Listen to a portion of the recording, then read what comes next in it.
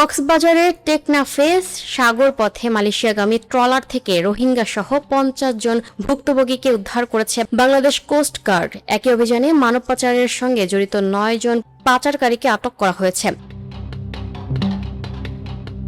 শনিবার টেকনাফ স্টেশন কার্যালয়ে আয়োজিত সংবাদ সম্মেলনে কোস্টগার্ড জানায়, শুক্রবার সন্ধ্যা ৬টা থেকে মধ্যরাত পর্যন্ত গোপন তথ্যের ভিত্তিতে এই বিশেষ অভিযান চালানো হয়। অভিযানে কোস্টগার্ড জাহাজ মনসুর আলী সহ টেকনাফ স্টেশন, শাহপরী ও বাহারছড়া আউটপোস্ট যৌথভাবে অংশ নেয়।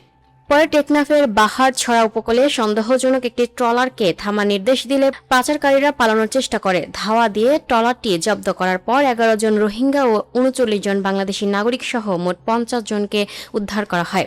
কোস্টগার্ড জানায়, সংঘবদ্ধ চক্রটি উন্নত জীবনের প্রলোভন দেখিয়ে তাদের মালয়েশিয়ায় পাচারের চেষ্টা করছিল। উদ্ধার ভুক্তভোগীদের নির্যাতন ও মুক্তিপণের ঘটনাও পাওয়া গেছে। আটক ৯ জনের বিরুদ্ধে টেকনাফ থানায় মামলা প্রক্রিয়াধীন রয়েছে। Lucky Akter, up to date news, Dhaka.